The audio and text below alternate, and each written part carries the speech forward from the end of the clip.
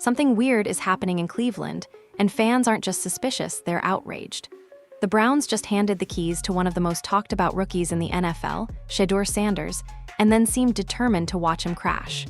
No preparation, no real reps, no support. And the reactions? Explosive. But what's got the internet spiraling into conspiracy theories isn't just one bad decision, it's a pattern. A dangerous, deliberate-looking pattern. Some claim this is just rookie hazing. Others, they're calling it sabotage. But here's where it turns from football to fire, because Shedeur's last name isn't just Sanders. His dad is Deion, Coach Prime, and if history has taught us anything, it's that when Deion feels someone's messing with his family, he doesn't post cryptic tweets. He comes full force. And right now, he's been silent, which somehow might be the loudest part of this whole thing. So, is this just bad coaching or something way deeper? A clash of egos? A quiet war behind the scenes? Or worse, an NFL franchise willing to undermine its own quarterback just to prove a point?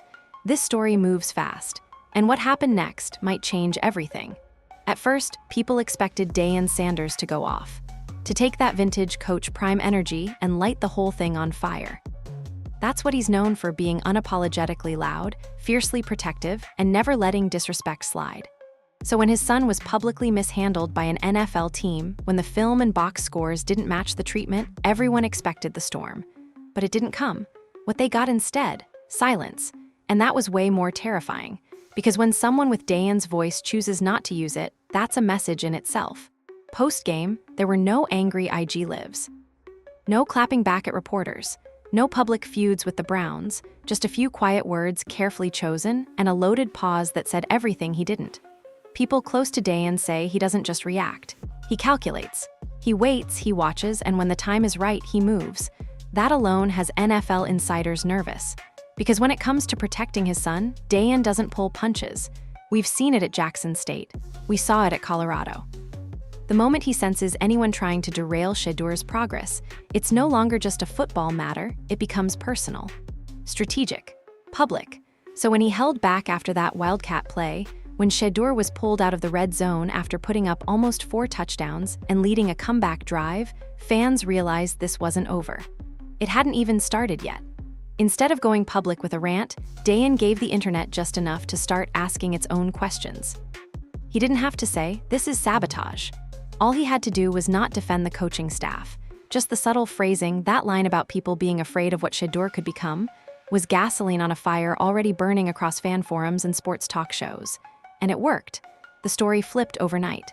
Suddenly, it wasn't just about Kevin Stefanski and his questionable strategy. It was about something deeper. Friction, favoritism, ego, and maybe fear. Fear that this rookie quarterback, the one that wasn't part of the coach's plan, could outperform expectations and rewrite the narrative if they'd only let him. That fear wasn't just about Shedeur's skill set. It was about what he represents. The son of an NFL legend who forged his own path. A QB who stepped into a chaotic franchise and stayed calm. A young black quarterback who's already shown he can lead, think, and execute with maturity far beyond his age. That's not just pressure, that's a threat to the status quo, especially if the coach didn't choose him. And here's where it got even more uncomfortable.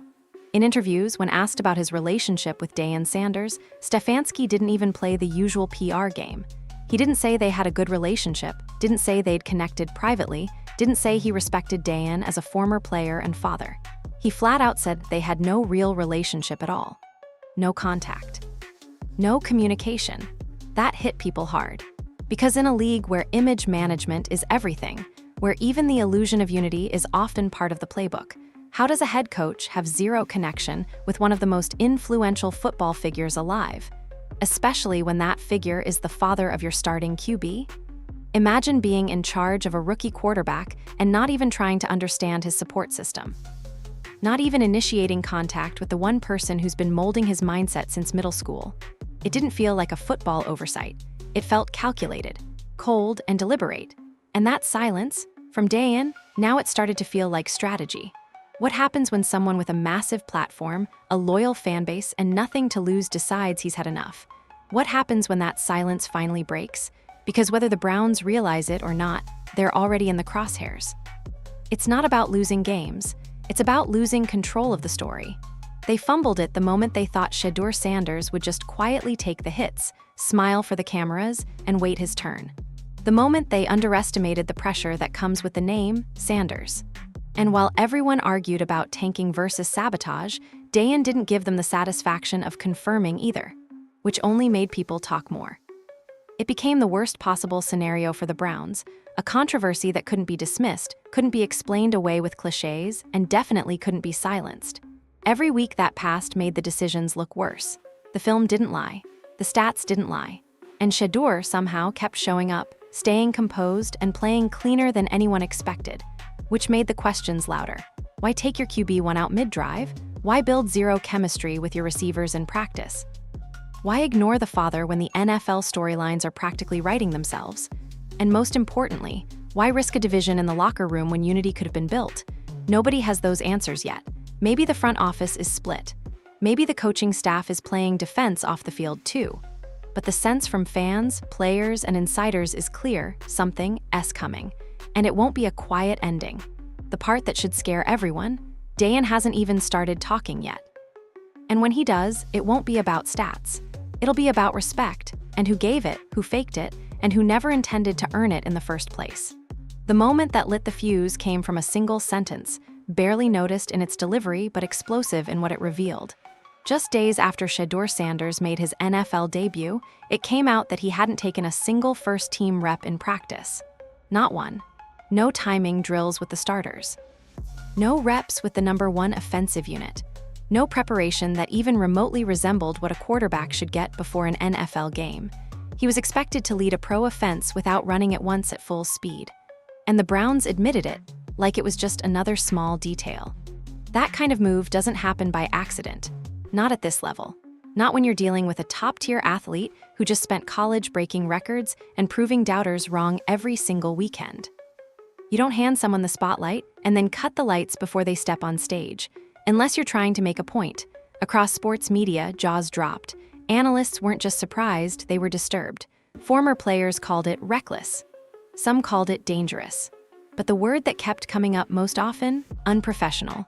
Because what the Browns did to Shedeur wasn't just unfair, it was borderline unbelievable. How does a franchise that claims to believe in its young quarterback put him on the field with no chemistry, no rhythm, no preparation, and then judge his performance as if he had those things? How do you evaluate a rookie while giving him none of the tools required to perform? That's not development. That's not coaching. That looks like sabotage wearing a headset. Worse, this wasn't speculation. The coach said it himself. When media pushed about Shedeur's practice reps, there was no denial. Just confirmation, no first-team time. Zero, out loud, on camera, like it was standard procedure. People couldn't believe what they were hearing. This wasn't high school football. This was the NFL. Billions in revenue. Entire media ecosystems built around statistics and performance, and yet here was a QB being thrown into the fire with nothing but instincts and guesswork. And when he didn't instantly dominate, surprise, he's pulled again. One fan summed it up perfectly: you don't send a pilot into the air and blame him when he crashes if you never let him touch the simulator. And it wasn't just fans. Inside NFL circles, the decision made waves. Quarterbacks across the league, current and retired, called it out. Coaches who knew the grind of building trust with receivers said this felt like malpractice. Trust takes time. Precision takes reps. Chemistry isn't optional, it's everything. And Shedeur got none of it. Instead, what did he get? Constant rotation, a lack of support, experimental play calling that didn't fit his strengths. A coaching staff that spoke about team development while showing none. The damage wasn't just to Shedeur's stat line, it was to his reputation. Because when the box score reads mediocre, fans who didn't watch closely think that's the whole story. They miss the nuance. The drops, the missed protection calls, the receivers running different routes than expected, all caused by a lack of real-time chemistry. And when that chemistry never had a chance to exist. Who's really at fault? The worst part is, this wasn't just a one-time mistake. It fit a pattern. A string of decisions that gave Shedeur every possible disadvantage and then judged him for not overcoming all of them in a single afternoon. If this were a different rookie. Maybe it doesn't blow up, but this isn't just anyone.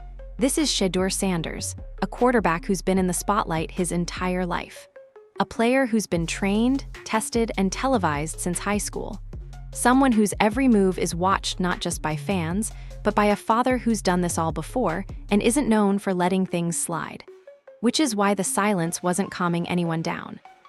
Every time Shedeur got put in an impossible position, and every time Deion didn't lash out, pressure built elsewhere.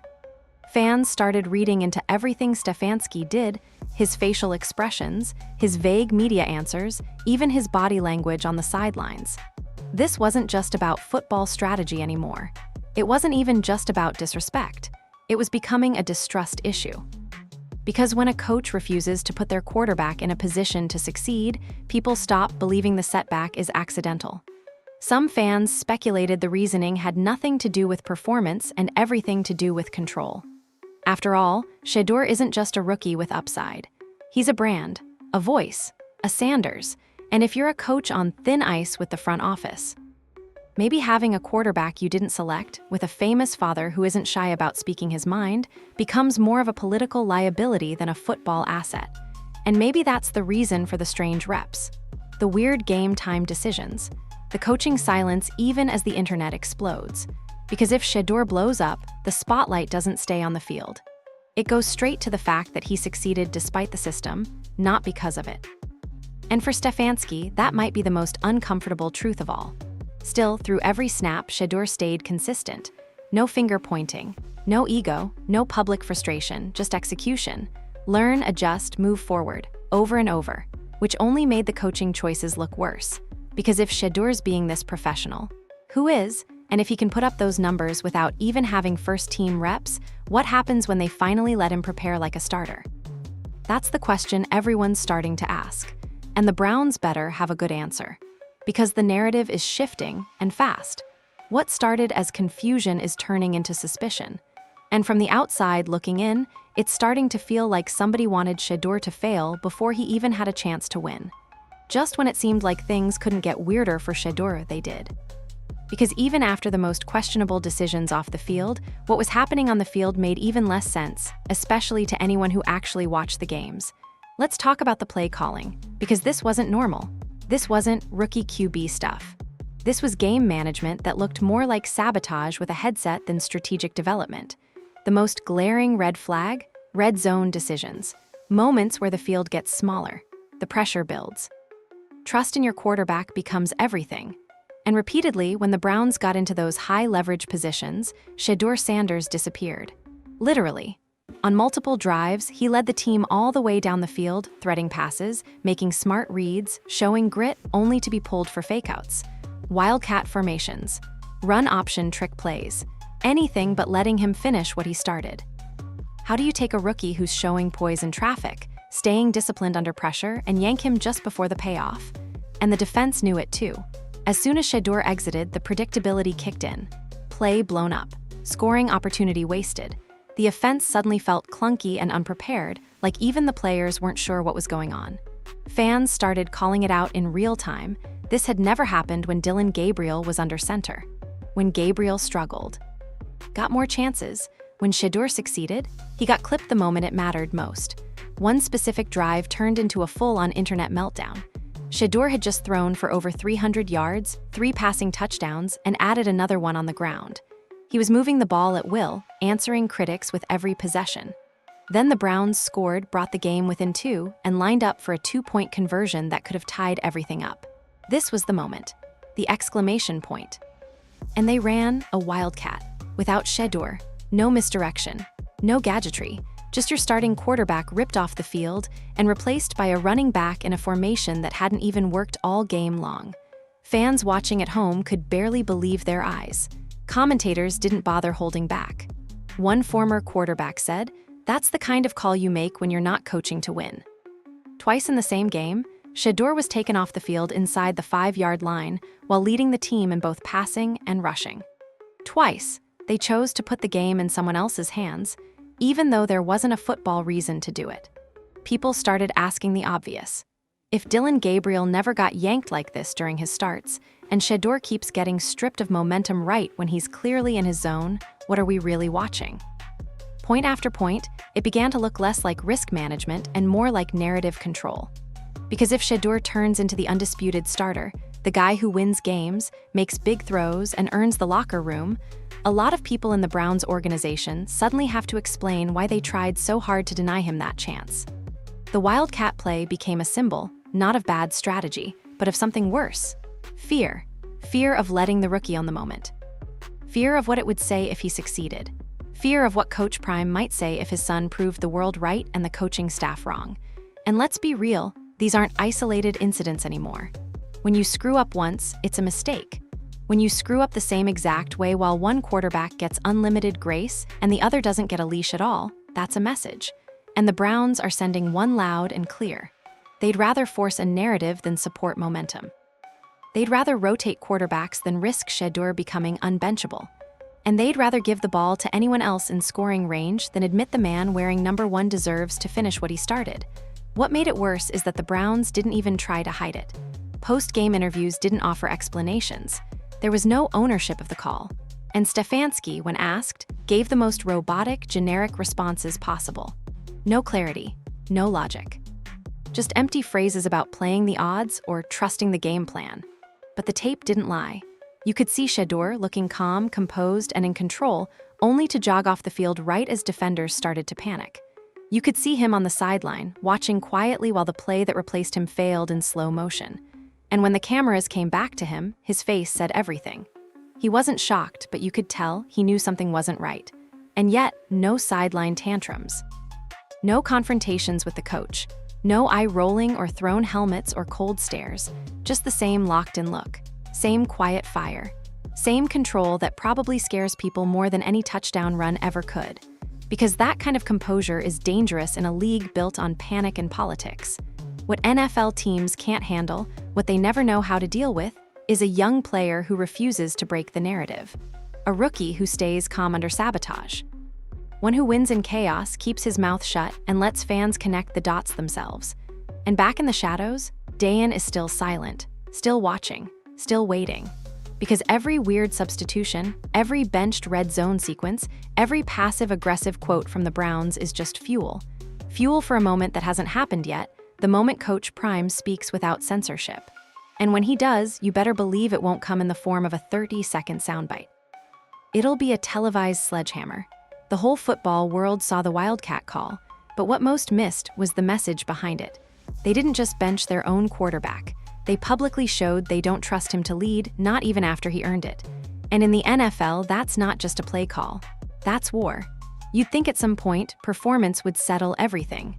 That if a young QB showed flashes of greatness under pressure, the politics would step aside. That when a rookie threw for over 360 yards, delivered 4 total touchdowns, led the team in rushing, and brought his team back from behind, the message would be clear. This is our guy. But in Cleveland, you can do all that and still get sidelined. The breakout came against Las Vegas. A game that started like any other, conservative calls, cautious tempo, and the same questions surfacing from the opening drive. Will they actually let Shedeur play his game? And then, something just clicked. Pass after pass, he began carving up the defense. Quick reads, deep strikes, tight windows, it didn't matter who the Raiders threw at him. Shedeur stayed calm, adjusted mid-drive, and most importantly, kept delivering. He took hits. He stepped into the pocket when it made more sense to run. He made the kind of throws you rarely see from rookies who haven't even touched real chemistry reps with their weapons. But this wasn't just raw talent on display. It was command. Shedeur looked like he belonged, like this was the level he was built for. And the team around him, they responded. The stadium didn't just watch, it woke up. You could feel the momentum shifting in real time. Fans who'd been skeptical got loud. Offensive players started rallying behind him. The energy wasn't about survival anymore, it had turned into belief. And that's a dangerous thing inside a franchise that pretends it knows who's in control. Because belief doesn't come from press conferences. It doesn't come from depth charts. It comes from showing up when it counts. And Shedeur had just dropped the kind of game they'd been waiting years to see from a quarterback in Cleveland. It wasn't perfect, but it was special. Until it was. After the win, after the highlights, after the media buzz around Shedeur's maturity and poise, you'd think the next logical step would be support. Elevation. A team locking in behind its future. Instead, what Shedeur got was silence. No game ball. No coaching praise. No plan built around his momentum. The very next game, he was pulled again at critical moments. same conservative play calling, same red zone weirdness. Insert Wildcat here, run the ball on third and long there. And just like that, the breakout performance was treated like a fluke, not a foundation. Former players were baffled. What else does he need to do? One analyst asked. Because if this doesn't earn you respect, what can? The answer was uncomfortable. Shedeur's talent wasn't being debated anymore. His leadership wasn't either. The only thing being questioned was why his own team wouldn't let him thrive. And it was getting harder to believe this wasn't political. At this point, fans weren't just asking questions about play calling, they were questioning motives. This wasn't about a missed throw, a lapse in decision-making, or rookie inconsistency. This was about robbing a quarterback of rhythm, intentionally disrupting momentum, and dragging him back down the moment he started proving them wrong.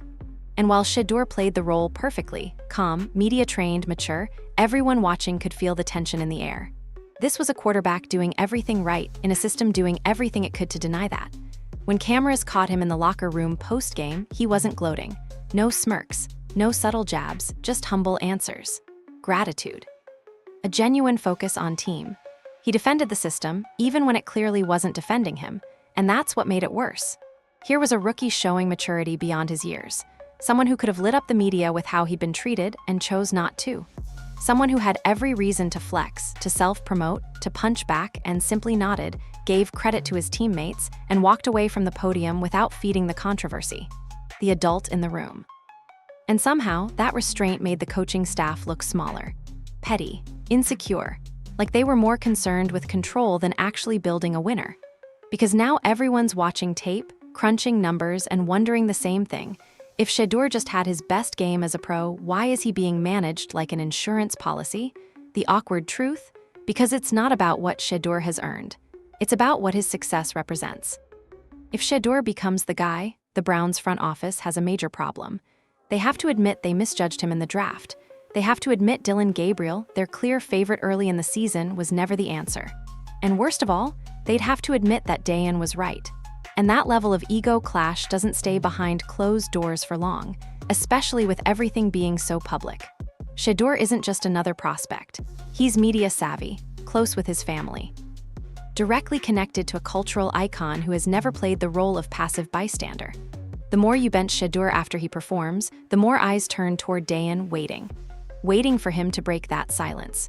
Because the math isn't mathing. 4 touchdowns, 350-plus yards, total command, and you still don't trust him at the goal line? What exactly is holding you back? The answer, more and more, feels less like development and more like denial. And through all of it, Shedeur just keeps stacking moments. Fourth quarter drives, big throws in traffic, quiet leadership. While the play calling around him gets more bizarre, more conservative, and more blatantly dismissive of what he actually does best. He's not forcing the issue. He's not making emotional mistakes. He's just playing clean football and forcing the coaching staff to look uncomfortable, not because he failed, but because he didn't. And somewhere behind the cameras, Deion Sanders is watching everything. Measuring, calculating, and once that silence gets traded in for real words, for possibly one interview or statement from Coach Prime, it's over.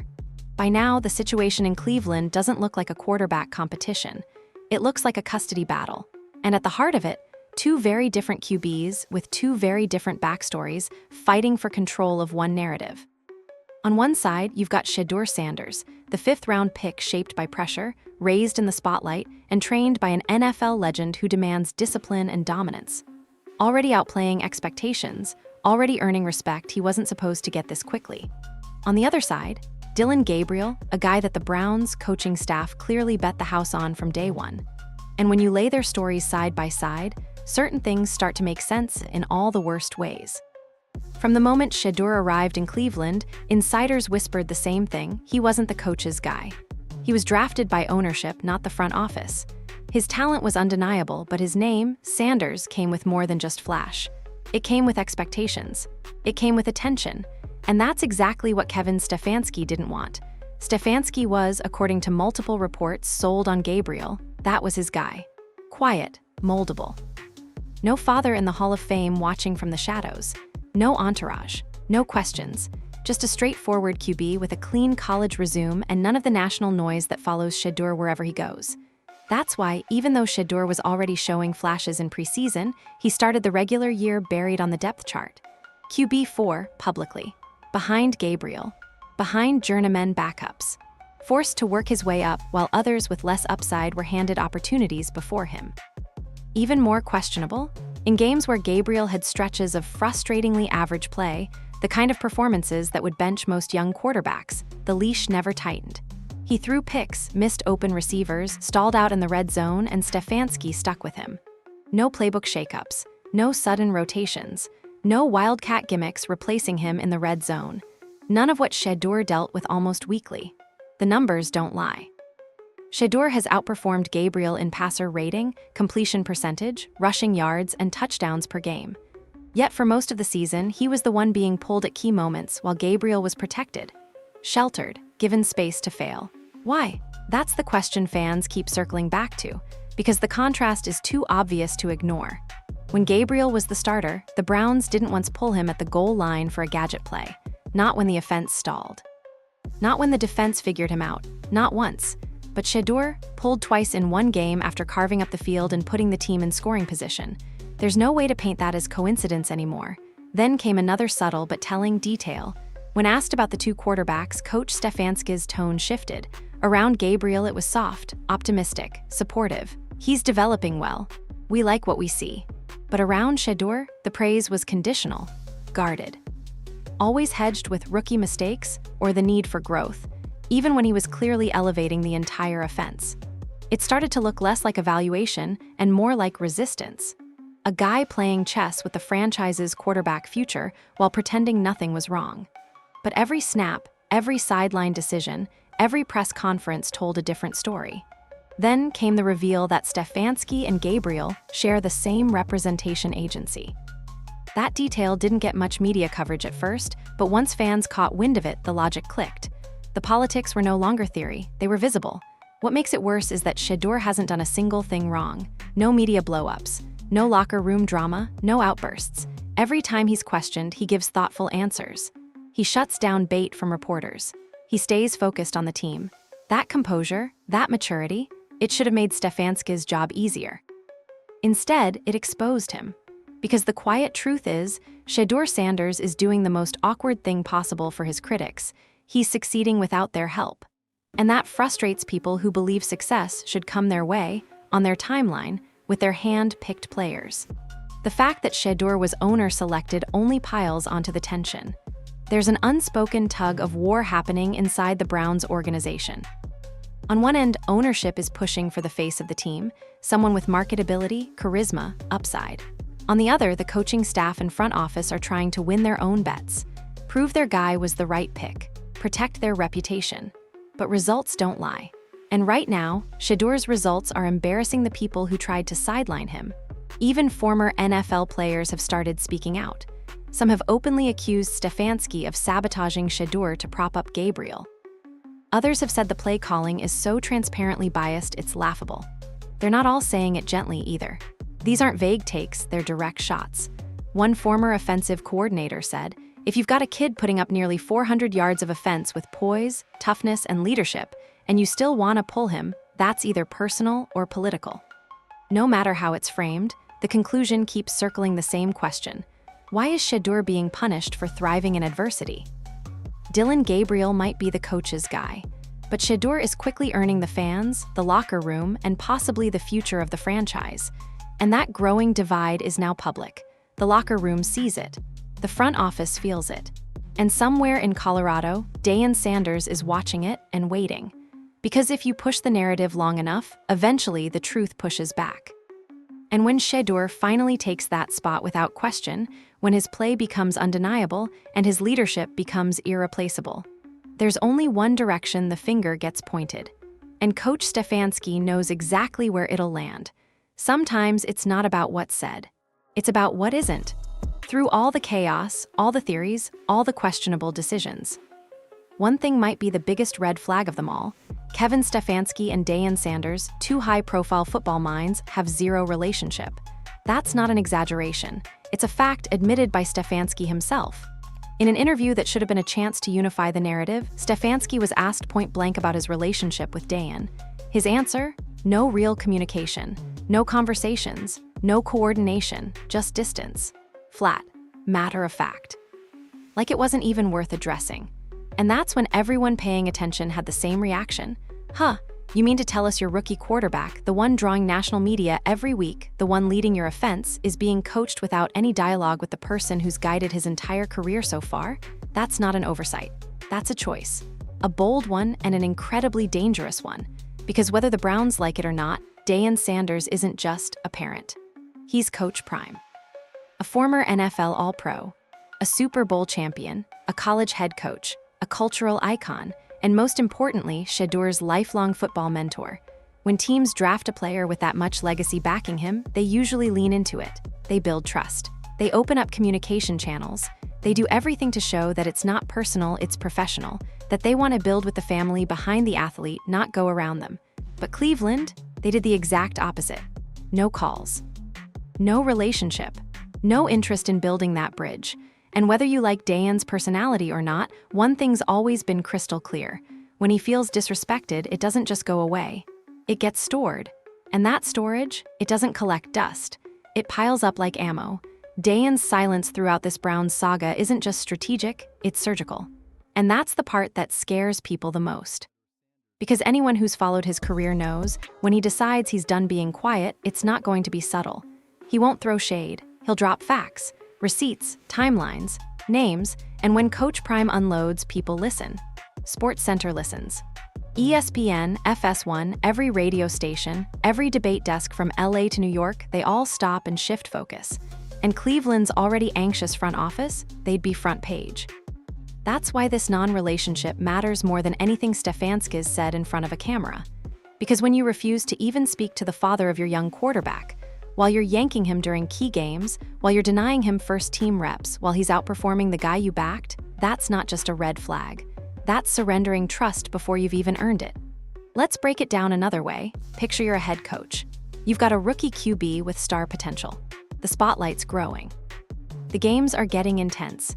Wouldn't it make sense to sit down with the one person who knows him best, ask what helps him focus, what ticks him off, what stretches his comfort zone versus what crushes his rhythm? A 30-minute phone call could build weeks of trust. One casual lunch could help lay the foundation for long-term success. But for Stefanski, that level of connection never even entered the picture. Why does that matter? Because every single action since makes more sense in light of that fractured foundation. The random benchings, the odd red zone calls, the lack of support in the media, the hesitance to give Shedeur full reins of the offense, even after he earns it game after game. This wasn't just about football. It was about pride, ego, a quiet war of control that got played out in front of millions, and meanwhile, the one man who could detonate it with a sentence hasn't said a word. Some believe the silence is Deion's last warning shot, that his lack of outbursts isn't forgiveness, it's preparation, because history says he only stays quiet until it's time not to. This isn't the first time Deion's seen politics try to block his son's path. He saw it in college recruitment. He saw it at Colorado. And now, with the Browns, it's happening again, only this time, it's under multi-million-dollar lights. The stakes are higher now. This is the NFL. Messing with Shedeur isn't just about playing time, it's about money, legacy, reputation, brand deals, career direction. Every decision matters. Every minute in a game, every rep in practice reshapes a quarterback's journey in this league. And the Browns have handled it like they're immune to consequences. But they're not. Because there's one quote from Deion that could go viral at any second. One post-game comment. One tweet. One line from an interview, and everything changes. Everything that's been swept under the rug suddenly becomes spotlighted. The coach, the reps, the favoritism, the politics, the absence, all of it pulled into the open like a bomb going off mid-season. And when that happens, it won't just be a football story. It'll be a media storm with no breaks. For now, the relationship between Stefanski and Deion doesn't exist, and that just might be the most dangerous part of this whole mess, because there isn't just a wall between them. There's a fuse in the middle, and if it ever gets lit, it'll take down more than just a coach. It could burn through the whole narrative Cleveland spent all year trying to control. The most inconvenient thing Shedeur Sanders keeps doing? Staying calm. It sounds simple.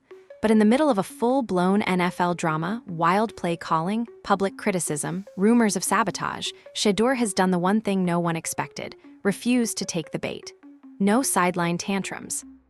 No cryptic social media posts. No passive-aggressive press conferences. While the noise gets louder, the pressure builds, and the spotlight starts to burn, he just keeps doing what seems to frustrate the Browns' coaching staff the most: performing. There's a reason quarterbacks are the face of the franchise, because they're supposed to feed off chaos and still function. But what Shedeur's doing goes beyond that. He's thriving in the kind of chaos that should rattle a rookie. Most young QBs start their career with a cushion, reps in practice, a game plan tailored to their style, a coaching staff that treats them like an investment. Shedeur got none of that, and yet every single week he shows every sign of being that guy. When they bench him mid-drive, he doesn't flinch.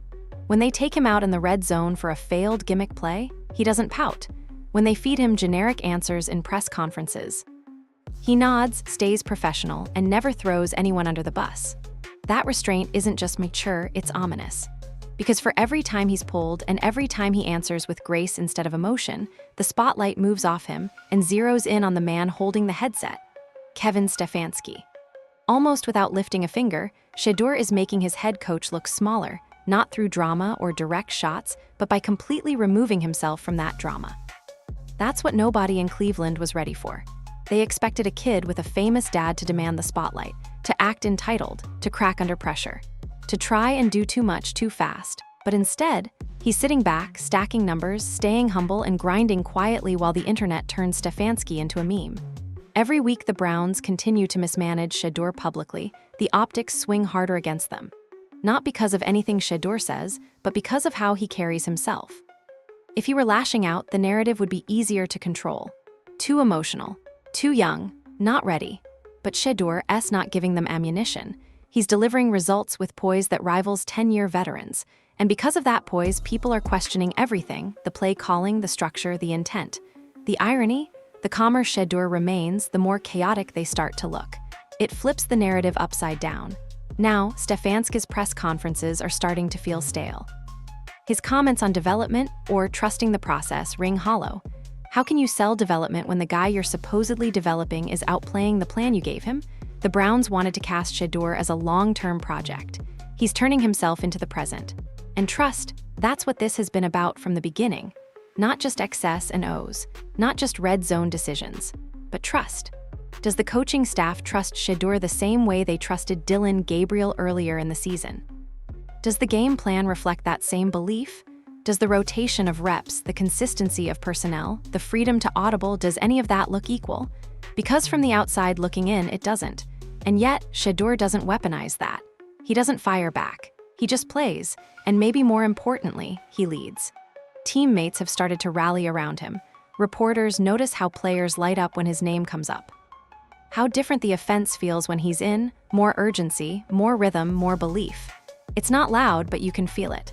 And that's the kind of influence you can't coach or control. It's earned, which is exactly the problem for the people trying to contain it. Because if Shedeur keeps performing, keeps staying composed, keeps acting like the most grown-up in the building, any attempt to downplay his rise just starts to look like fear. Fear that a fifth-round pick, who came in with cameras following him, legacy written all over his jersey, and his father looming just beyond the sideline, might actually be proving everyone wrong. And proving them wrong quietly might be the worst-case scenario. See, when players rebel, coaches have power. They can say it's attitude, call it drama, discuss locker room distraction. But when a player does everything right, stays focused, wins games, earns support, the coach has no move left but to double down or step aside. Cleveland is running out of time to make that decision. Every smart fan watching this team knows what's really going on. They see how Shedeur shows up and how the game plan seems to shrink as soon as he gets hot. They see the red zone benchings. They see the lack of celebration after big moments. They see how quiet the coaching staff gets when credit needs to be given. And what makes it impossible to ignore is how unbothered Shedeur is the entire time. That's legacy behavior. That's prime DNA, and the league sees it. At this point, it's not even about numbers. It's about narrative control. And the more Cleveland tries to shape it, the more Shedeur's actions dismantle it. One quiet drive at a time. One smooth post-game quote. One composed response to chaos. He's not just playing quarterback, he's playing chess. And the Browns, they're stuck playing defense on a board they used to control. So now the clock's ticking. The more Shedeur leads with silence and execution, the louder the pressure becomes for the coaching staff to answer the one question they've avoided all season: why does this quarterback, who's handled everything like a pro, still get treated like he's disposable? Because answer or no answer, the noise is getting louder. And Shedeur, he's still not flinching. There's a massive shadow hanging over everything in Cleveland, and it has nothing to do with Shedeur Sanders. It's a dollar sign, and it's shaped exactly like Deshaun Watson. The Browns didn't just sign a quarterback, they signed a fully guaranteed $230 million headache. A deal so massive, so unprecedented, and so controversial that it locked the franchise into a 5-year gamble with no way out. And that gamble, it's already backfiring. The money, all of it, is on the books. There are no escape clauses, no restructuring games, no injury outs. Every dollar is stuck, sinking into a player who hasn't played a full, productive season since before most of the current locker room even arrived. Watson's absence this season, it didn't just hurt, it suffocated everything. The Browns were supposed to have a franchise cornerstone at QB, not just skill-wise, but financially. Building a team around that deal required sacrifices, less spending at receiver, limited support on the offensive line, and barely any depth behind him. And then, 0 snaps. Due to injury, due to recovery, due to whatever turbulence was happening behind the scenes, the result was the same. Cleveland's $46 million a year man didn't suit up, while the roster rebuilt around a ghost. Which left the coaches and front office playing a desperate game of QB roulette, trying to patch together wins while navigating the PR disaster of wasting a season under the most expensive contract in the NFL. And suddenly, every other quarterback on the roster became part of that financial mess. That includes Shedeur. Because here's the truth. The presence of Deshaun Watson and that enormous contract meant that any quarterback who plays well in his absence doesn't just help the team, he quietly creates a problem. A political one. Because if Shedeur takes off, if he becomes a fan favorite, stacks wins, and earns the locker room's trust, guess what happens? The Browns don't just gain a great young quarterback. They inherit a full-blown quarterback controversy worth hundreds of millions of dollars. How do you justify paying $230 million for one QB while the kid making rookie money is clearly outperforming expectations? You can't. The media won't let it go. The fan base won't stay quiet. And the front office, already bruised by criticism for the Watson deal, will be forced to answer one brutal question. Did we sink this franchise chasing the wrong guy? That's the kind of pressure that doesn't lead to smart decisions. It leads to panicked decisions, forced loyalties, quiet sabotage, coaching choices disguised as development but made purely out of politics. Everything starts to bend around that contract. And Shedeur, he's stuck in the middle of it. The rookie who's not part of the coach's plan, not part of the front office's narrative, not tied to any guarantee, and therefore the most expendable chess piece of all. Not because he lacks talent, but because his success makes everything more complicated. There's a reason you don't often see 2 starting caliber quarterbacks on a roster with a mega contract QB sitting on the sidelines. It gets messy fast. Locker room divides. Fan petitions. Media segments speculating whether the young guy should take over permanently. And with every great throw Shedeur makes, with every win he contributes to, that conversation starts creeping closer to the front office's door. Meanwhile, Watson's situation isn't going away. Even if he returns to the field next season, there's no guarantee of elite performance. And if he underdelivers, all fingers point back to the men who handed him the richest fully guaranteed contract in NFL history. In that context, Shedeur becomes the most dangerous player on the field, not for defenses, but for decision-makers. Because if he wins, he exposes everything. He highlights every bad coaching choice, every dollar misallocated, every game plan designed to protect politics instead of production. His presence reminds everyone how much cheaper and smarter the team could have been. And unfortunately, supporting that kind of talent doesn't always win out when egos and PR survival kick in. That's the sick irony of it all. Shedeur playing well should be a blessing, but in Cleveland, it's a liability. So what do coaches do? They manage it. They soften his impact, shrink his playbook, pull him in key moments. Limit his exposure just enough so the wave doesn't become a tsunami. It's subtle, but obvious. The goal isn't to lose games, it's to win quietly without reshaping the narrative or threatening the balance sheet. That's why we're seeing one of the most talented rookies in recent memory being handled like an insurance policy instead of a franchise piece. And even worse, it creates a situation where no one can win. If Shedeur struggles, the media pounces. Told you he was overhyped. Too much noise. Not ready, but if he thrives, they panic. What do we do with Watson? Do we trade Shedeur? Should we bench our $230 million guy? Either way, the Browns end up in a crisis. It's no longer just about who throws the football better. It's about who fits the spreadsheet, who plays well without becoming too popular, who wins without forcing a PR reset. And Shedeur is walking that tightrope right now without flinching. Still calm, still producing. Still publicly defending the same system quietly working against him. Every play he makes widens the financial wound sitting in the GM's office. Every touchdown pass sends a ripple through an ownership group wondering if they backed the wrong future. And the man watching it all, still silent, still timing his strike, is Coach Prime. And if he ever decides to rip the lid off what's happening behind those doors, the Deshaun Watson contract will go from a bad deal to a franchise-wide scandal. Because if Shedeur Sanders keeps being the most composed player in the building, while the money around him crumbles, the only thing left to break is the truth. This stopped being about football a long time ago. When a rookie quarterback steps into a flawed system, plays clean, earns respect, and still gets sidelined, that's not a developmental issue. That's a control problem. And right now, Cleveland has completely lost control of its own story. It started subtle, a few questionable coaching calls, some odd red zone decisions, a lack of reps in practice. Then it escalated quietly.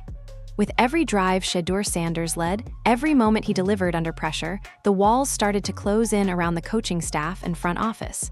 Because Shedeur did the one thing they weren't prepared for. He refused to play small.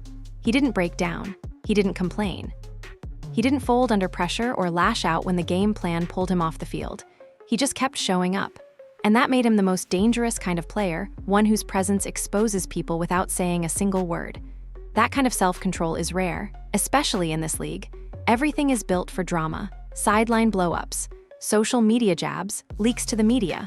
But Shedeur didn't give them any of that. Instead, he gave them production, poise, progress. Things that should have secured his role as the clear leader of this offense. But it didn't. Because winning, for Shedeur, wasn't just about doing more, it was about doing it while someone above him kept trying to pull the strings. And that's where the story turns dark. In any other city, this is a fairy tale. A fifth rounder from a high-profile background silences critics, outperforms the expectations, unites a locker room, and becomes the future. But in Cleveland, it's a threat. A threat to the quarterback they've already paid for. A threat to the coach trying to protect his hand-picked guy.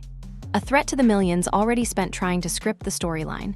And hanging over it all, watching like a storm waiting to drop, is Deion Sanders.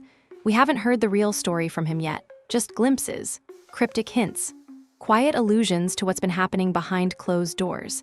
And that silence, that's not peace, that's strategy. Because when Deion finally decides he's done letting Cleveland play games with his son, it won't be a subtle press release. It won't be a tweet. It'll be every network, every camera, every sports show in America dissecting the moment Coach Prime takes off the gloves. And if, or when, that moment comes, Kevin Stefanski won't just be fighting for his job. He'll be fighting for his reputation. Because nothing turns the NFL upside down faster than a well-spoken accusation from someone everyone listens to. And right now, Cleveland is hanging by that extremely thin thread of silence. The Browns still have a chance to flip this story. The door isn't closed, not completely, but it's no longer wide open either. It's creaking, hanging awkwardly on its hinges, caught between pride and accountability. Because at some point, this stops being about Shedeur earning his spot. He's done that. On the field, on the stat sheet, in the locker room, in front of the fans. At this point, it's about one thing. Does the Browns organization have the courage to admit they're wrong? Wrong about who they backed. Wrong about how they handled their quarterback room. Wrong about thinking they could control the story while ignoring the performances being written right in front of them. And if they don't confront that truth soon, if they keep making the same safe, fear-based decisions, they're not just going to lose games. They're going to lose trust. Trust from the locker room, trust from their fans, and possibly trust from a future superstar who's handled all of this with more maturity and poise than the people paid to support him. What's coming next isn't just the next game or the next press conference. It's that final moment, the one everyone's waiting for. The moment Deion Sanders finally speaks. Because when he does, it won't be about ego. It won't be about favoritism. It will be about respect, and whether the Cleveland Browns ever plan to give it to his son in the first place. And if the answer is no, then they won't just be facing a media storm. They'll be facing the moment the football world shifted, when Coach Prime decided silence had done its job, and it was time to speak every truth they tried to bury. And from that point forward, Cleveland won't just be talking about quarterbacks. It'll be talking about the day the Browns finally got exposed.